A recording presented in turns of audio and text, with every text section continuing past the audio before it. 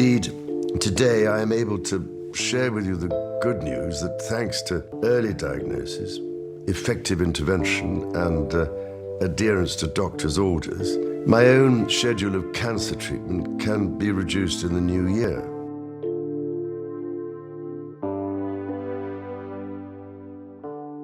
Have you ever received news so devastating that time itself seemed to stop? News so serious that your mind refused to process it, even as your heart filled with dread? On a cold Friday morning at precisely 4:47 a.m., while most of Britain slept beneath winter's heavy darkness, Buckingham Palace released a statement that would change everything. The words were stark, clinical, brutally honest. His Majesty the King's medical team has advised that His Majesty's condition has significantly deteriorated. The King is receiving intensive medical care at Windsor Castle. The royal family has been informed and is gathering to be with His Majesty during this critical time. 29 words, no diplomatic softening, no carefully parsed language offering false hope. Just the unvarnished truth. King Charles III, who had waited 7 decades to wear the crown and had worn it for barely 3 years, was facing a critical health crisis. How do you prepare for a moment like this? How does a nation steel itself when someone they respect and admire faces such a serious medical emergency? The silence before the storm. The announcement came without warning. There had been no graduated series of health bulletins, no careful preparation of public consciousness. One moment, the official line maintained that the king was receiving ongoing treatment and managing his condition with limited duties. The next moment, everything had changed. Think about that for a second. How would you feel if someone you admired, someone who represented continuity and stability, was suddenly revealed to be in critical condition? Within seconds of the statement's release, BBC interrupted its early morning programming. The presenter's voice caught as she read the words aloud to a nation that would wake to find their king facing the most serious health crisis of his reign. Sky News activated full emergency protocols, with graphics appearing on screens with a speed that felt almost surreal. In the United States, where it was still late Thursday night, CNN's breaking news alert cut through primetime programming with a starkness that made even seasoned American anchors pause before speaking. Can you imagine the weight of delivering such news? The responsibility of being the voice that tells millions that their king is critically ill? The vigil begins. A family races against time. Outside Windsor Castle, the first well-wishers began arriving before sunrise, appearing like ghosts in the pre-dawn darkness. They were drawn by concern they couldn't fully articulate and a need to be present during this critical moment they'd hoped wouldn't come. An elderly woman who had waited 15 hours to view Queen Elizabeth's coffin stood at the gates with tears streaming down her face. "He barely had any time," she whispered to no one in particular. "He waited his whole life to be king, and now this happens." Inside Kensington Palace, Prince William had been awake since 3:30 a.m., having spent a sleepless night after receiving a devastating call from Windsor's senior physician. The message was clear. His father's condition had deteriorated dramatically, and the family needed to gather immediately. But reading the official palace statement in stark black text on his phone screen made it real in a way the late-night medical update hadn't. His father was critically ill. Not theoretically, not eventually, but now, today. The next hours would be crucial. What would you do in that moment? How do you process the possibility of losing someone so important while the entire world watches? Catherine found him standing at the window of his study, still in the clothes he'd worn the previous day, staring out at darkness that had not yet yielded to dawn. She didn't ask if he was all right. The question would have been absurd. Instead, she simply stood beside him, her hand finding his, offering the only comfort possible when comfort itself felt inadequate. "The children," William said finally, his voice rough from tears he'd shed in private. They need to see him, George especially. He's old enough to understand how serious this is. Can you imagine having to wake your children before sunrise to tell them their grandfather is critically ill?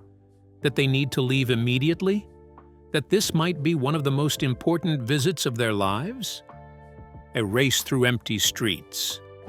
Within 20 minutes, the Wales family was in a convoy racing through empty London streets toward Windsor, accompanied by protection officers who understood the urgency well enough to push speed limits that would normally be inviolable.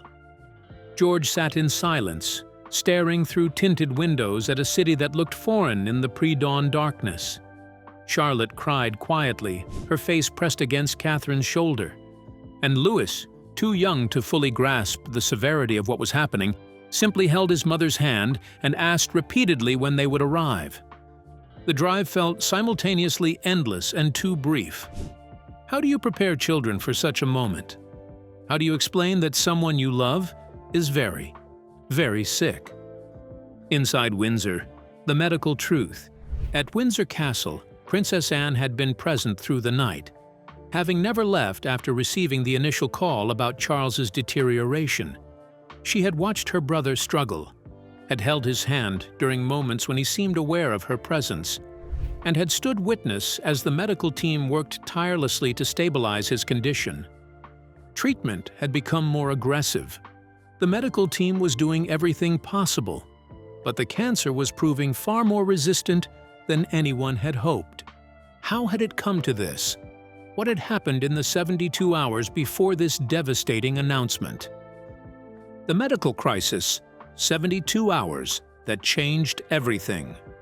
To understand how the palace reached this moment of devastating crisis, we must return to Tuesday afternoon, 72 hours earlier, when Charles's condition, though serious, still seemed manageable. The medical team, led by Dr. Sarah Chen and supported by specialists from across Europe, had been managing his cancer treatment with aggressive interventions that had been showing some promise. During what should have been a routine checkup, the monitoring equipment revealed something alarming. Charles's organ function was declining far more rapidly than predicted. The cancer, which had seemed contained, had spread in ways the imaging hadn't detected. What they'd been treating as manageable had transformed into something acute and life-threatening. Think about receiving that kind of news from your doctor. Think about being told that everything you'd been fighting for, all the treatments and hope, had suddenly become uncertain.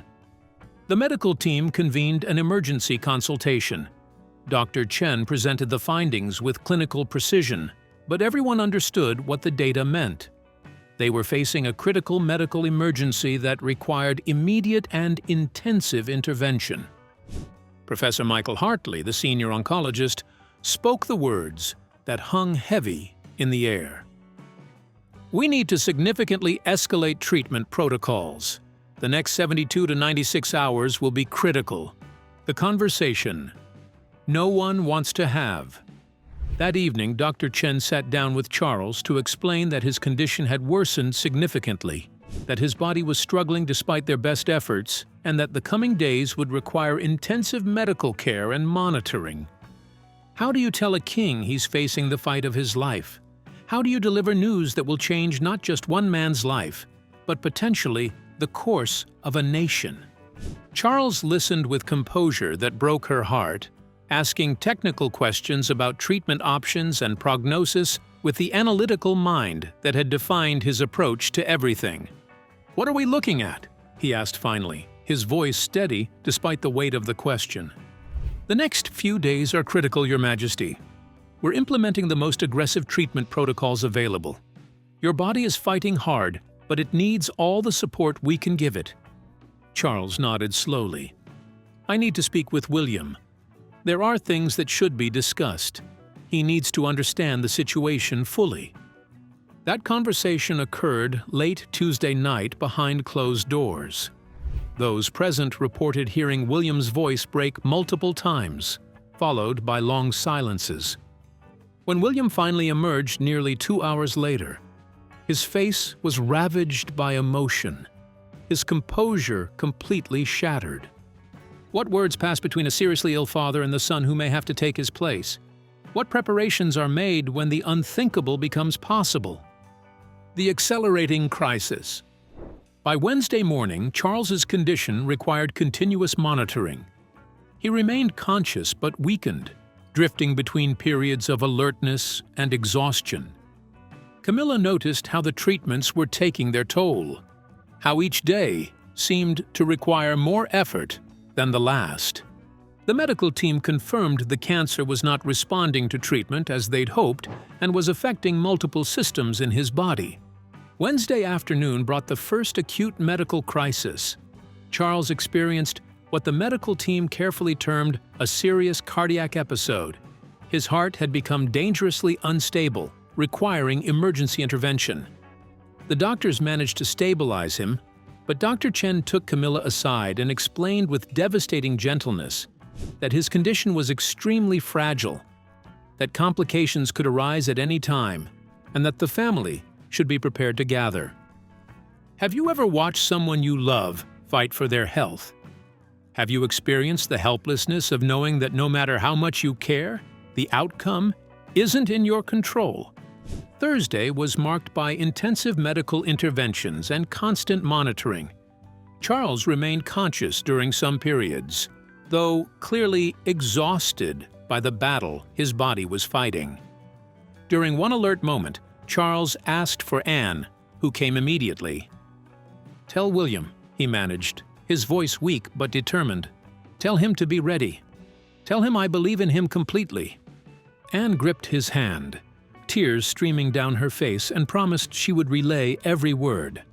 The critical hours. By Thursday evening, Charles had entered what the medical team called a critical phase. His vital signs remained unstable despite intensive care. The medical equipment monitoring his condition showed concerning patterns. His body was struggling. Dr. Chen, her voice thick with emotion, made the call to the communications team. "Prepare a statement. The king's condition has significantly deteriorated. The nation needs to be informed and the family needs to be here." As dawn broke over Windsor Castle on Friday morning, painting the ancient stones in shades of pink and gold that felt strangely peaceful given what was happening inside, the royal family assembled to be with Charles during these critical hours. The waiting, the watching, the hope mixed with fear when someone you love is fighting for their life. A family united in support. When William arrived with Catherine and the children, Camilla looked up with eyes full of exhaustion and worry. "He's resting now," she said softly. "The doctors are doing everything possible. He knows you're all here. That matters to him." William approached slowly, steeling himself for what he might see. Charles lay in the hospital bed, surrounded by medical equipment, his face pale but peaceful in sleep. Monitors beeped steadily, tracking every heartbeat, every breath. When Charles's eyes fluttered open and he saw William, clarity broke through the fog of exhaustion. "William," he managed, his voice barely above a whisper. "You came." "Of course I came," William said, tears threatening to fall. "We're all here, Dad. Everyone's here supporting you." What would you say in such a moment? How do you give hope when you're desperately seeking it yourself? Charles's gaze moved slowly around the room, taking in his family gathered around him. George stepped forward with remarkable courage for someone so young and took his grandfather's hand gently. "We're all rooting for you, Grandpa," he said, his voice steady despite the emotion behind it. "You have to keep fighting." During one period when Charles was more alert, he gripped William's hand and pulled him closer. "Listen to me," he said, each word requiring visible effort. "Whatever happens, you're ready for this. You've prepared your whole life. You're stronger than you know, and you'll have Catherine and the children beside you. Remember that service is what gives everything meaning." Can you imagine receiving such words from your seriously ill father? The weight of responsibility mixed with the desperate hope that you won't need to carry it alone just yet? Words of love and hope. William couldn't speak at first, couldn't force words past the emotion lodged in his throat. Finally, he managed, "You're going to get through this. You're strong, and you have the best medical team in the world. We need you, Dad. Britain needs you." Catherine stepped forward then, kneeling beside the bed. "We're all here," she said softly, "and we're not going anywhere. You focus on healing. Let us worry about everything else. We love you so much." Charles's expression softened, showing a trace of the warmth his family knew so well. "I know," he whispered. "That's what's keeping me fighting." His gaze moved to the children. "George?" he called weakly. The boy leaned in, listening intently. "Yes, Grandpa." Being a good person isn't about titles or crowns. It's about kindness, about using whatever you have to help others. Remember that always, whether I'm here to remind you or not. George nodded, fighting back tears. "I'll remember, but you'll be here to remind me yourself. You have to get better."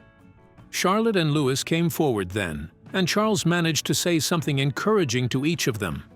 Words of love and hope, delivered in whispers that were meant only for their ears. Princess Anne, who had maintained her characteristic composure throughout the morning, spoke with the practical strength her brother needed. "You've faced challenges your entire life," she told him. "You'll face this one too. You're not alone in this fight." The support network. Camilla remained beside the bed, one hand holding Charles's, the other resting gently on his arm. She had barely left his side since the crisis began, maintaining her vigil with quiet determination. When the family had shared their words of support and encouragement, she leaned close to her husband, speaking softly enough that no one else could hear. Private words of love and encouragement meant only for him. Charles seemed to draw strength from her presence, from the family surrounding him, from the knowledge that he wasn't fighting alone. Dr. Chen approached William quietly. "Your Royal Highness," she said softly, "His Majesty is stable for now. The next 48 hours remain critical, but he's receiving the most advanced care available. Having family here is incredibly important. Research shows that emotional support significantly impacts recovery outcomes. How do you maintain hope when the situation is so serious? How does a family stay strong when someone they love is fighting such a difficult battle?" The family settled into a pattern of support, taking turns sitting with Charles, making sure he was never alone, providing the kind of emotional backing that no medical intervention can replace. The nation responds. Outside the medical suite, palace staff worked quietly, supporting the family in every way possible. Constitutional officials stood ready to assist with any duties that needed attention. Communications teams managed the flood of well-wishes pouring in from around the world. Throughout Britain, people gathered at Windsor Castle, at Buckingham Palace, at gathering points across the nation. They brought flowers, wrote messages of support, stood in solidarity with a king fighting for his health. Social media filled with messages of encouragement. Hashtag Pray for the King and hashtag GetWellCharles trended worldwide. World leaders sent messages of support. Religious communities of all faiths held special services and prayers. Inside the room, time seemed to move differently during these critical hours. Charles's condition remained fragile, requiring constant medical attention. But he was fighting. His medical team worked around the clock, adjusting treatments, monitoring every vital sign, doing everything humanly possible to help him recover.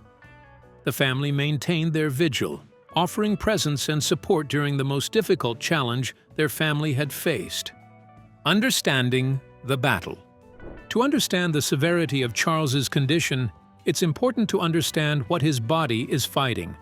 The cancer, initially diagnosed and treated, has proven more aggressive than hoped.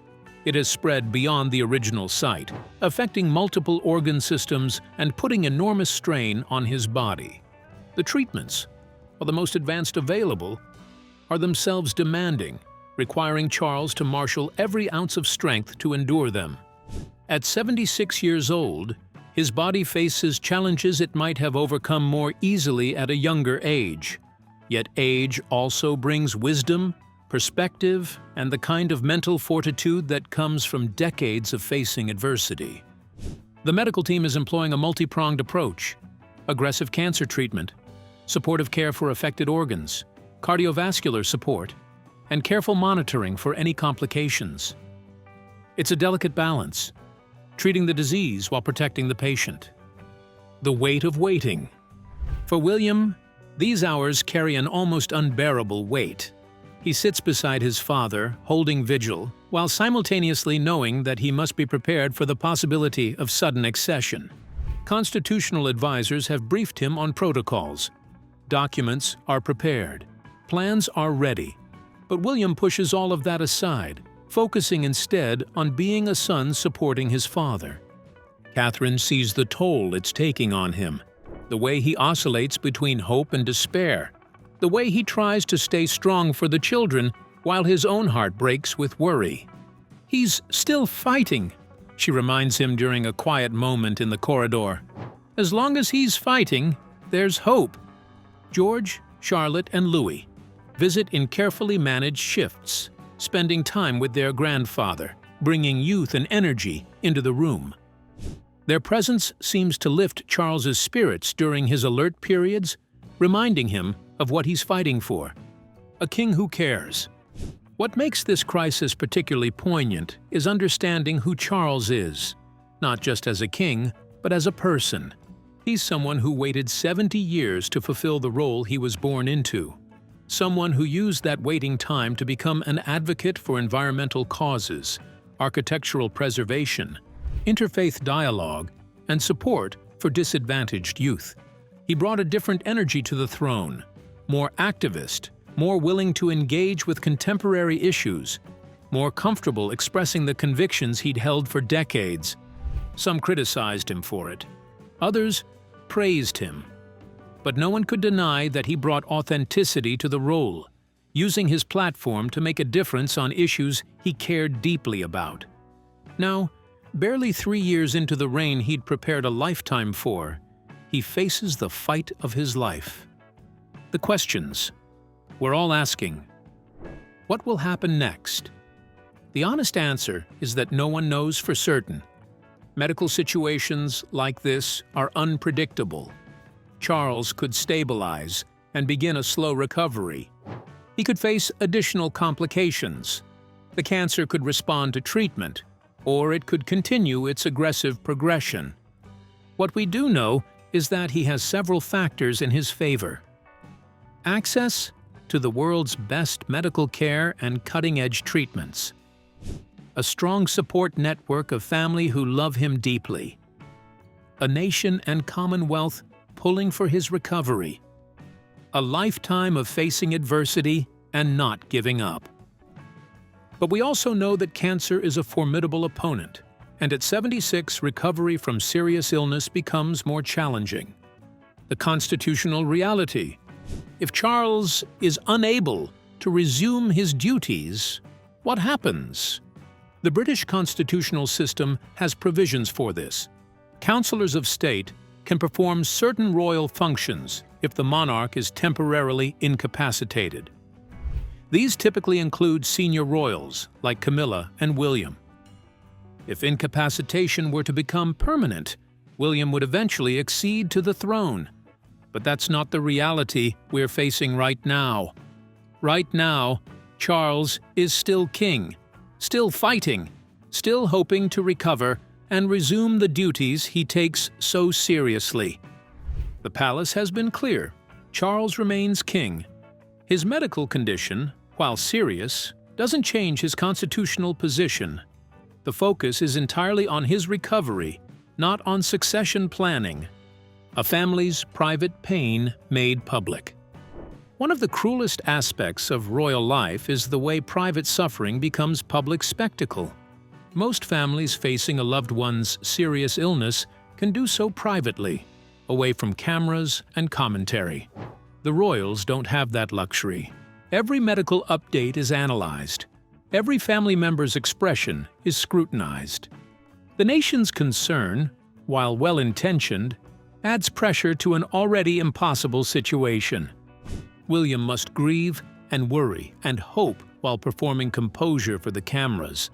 Catherine must support her husband and children while managing her own concern. The children must process their grandfather's illness while understanding that the world is watching. It's an impossible burden, yet they carry it with remarkable grace. The power of community support. What has been genuinely moving is the outpouring of support from across Britain and around the world. People who have never met Charles, who may have complex feelings about the monarchy as an institution, nevertheless recognize the human being fighting for his health and wish him well.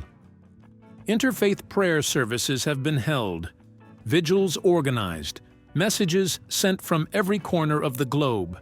This collective goodwill, while it can't change medical realities, provides emotional support to a family in crisis.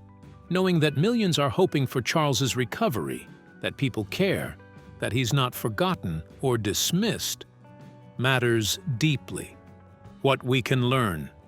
This crisis reminds us of fundamental truths that transcend royal status. Health is fragile.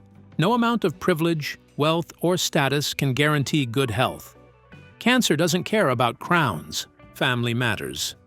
In moments of crisis, what sustains us is love. The presence of people who care deeply, who show up, who stay through the difficult hours. Strength takes many forms. Charles' strength is shown in his fight. William's in his ability to support his father while preparing for possibilities he doesn't want to face. Camilla's in her unwavering presence. The children's in their courage to visit and encourage their grandfather. Uncertainty is part of life. We want clear answers, definitive timelines, guarantees of outcomes. But serious illness doesn't work that way. Sometimes the only option is to wait, hope, and keep showing up. Looking ahead. What happens in the coming days and weeks will depend on factors beyond anyone's control. How Charles's body responds to treatment, whether complications arise, whether the cancer can be contained or slowed. The medical team continues working tirelessly. The family maintains their vigil. The nation waits with collective breath held. If Charles recovers enough to resume duties, it will be a gradual process. His health will remain fragile. His schedule will need careful management. But having him return, even in limited capacity, would be cause for celebration. If recovery proves impossible, Britain will face a transition none of us want to contemplate right now. William will become king, carrying not just the crown, but the grief of losing his father far too soon. But we're not there yet. Right now, Charles is fighting, and his family stands beside him. Your voice in this moment. From which country are you watching this crisis unfold? The serious illness of a British monarch resonates differently across the Commonwealth and around the world. For some, it's concern for a current head of state. For others, sympathy for a family facing medical crisis. For still others, reflection on mortality and the things that truly matter. But regardless of your relationship to the British monarchy, there's something universally human in this story. The way illness humbles everyone. The way family love transcends status. The way hope persists even in difficult circumstances. Share your perspective in the comments. How do you view this moment?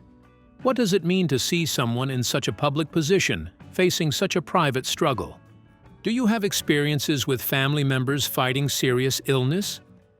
How did your family navigate those difficult times? These conversations matter. They help us process collective concern and contemplate questions about resilience, hope, and the human experience of facing health crises. A time for hope. King Charles III is fighting for his health in the most serious medical crisis of his life. That's the reality we're facing, but he's still fighting. His family surrounds him with love. His medical team employs every tool modern medicine offers. And millions around the world hope for his recovery. This is not an ending. It's an ongoing story whose conclusion hasn't been written. Yes, the situation is serious. Yes, the coming days are critical. Yes, the outcome is uncertain. But there is still hope. There is still possibility. There is still a king fighting to overcome this challenge as he's overcome others throughout his life. William stands ready to support his father in whatever way needed, whether that's simply being present during recovery or taking on additional duties if necessary. Catherine provides strength to the entire family. The children offer youth and energy and reasons to keep fighting. And Charles himself, a man who has demonstrated resilience and determination throughout his life, continues the most important fight he's ever faced: the burden of uncertainty. As the hours tick by at Windsor Castle, as medical teams monitor and adjust and hope, as family members maintain their vigil, Britain and the Commonwealth wait in a state of collective uncertainty. We don't know what tomorrow will bring. We can't predict how this story will unfold. What we can do is offer support, maintain hope, and recognize the profound humanity in this moment. A king facing mortality, a family facing potential loss, a nation hoping for recovery. That's where we are right now. King Charles III's health crisis reminds us that the crown offers no protection against the challenges every human faces. Illness, uncertainty, and the need for family support transcend all boundaries of status and privilege. William carries a heavy burden, supporting his seriously ill father, while preparing for possibilities no son wants to face. He does so with the support of Catherine, the love of his children, and the strength of character that will serve him well regardless of what comes next. The crown is heavy even when you're not yet wearing it. The weight of responsibility doesn't wait for convenient timing. But in this moment, William is simply a son who loves his father and hopes desperately for his recovery. That's the most important role he's playing right now. Thank you for bearing witness to this difficult moment. Thank you for understanding that behind the palaces and protocols are real people facing real medical crises. Thank you for recognizing that concern and hope can coexist with uncertainty. We hope for King Charles III's recovery. We support the family surrounding him with love. We acknowledge the difficulty of facing such serious illness while the world watches. And we wait, with hope, with concern, with the recognition that sometimes the only thing we can do is be present and care. What are your thoughts during this critical time? How can communities best support public figures facing private health battles? Share your perspective below and keep King Charles and his family in your thoughts as they navigate these difficult days.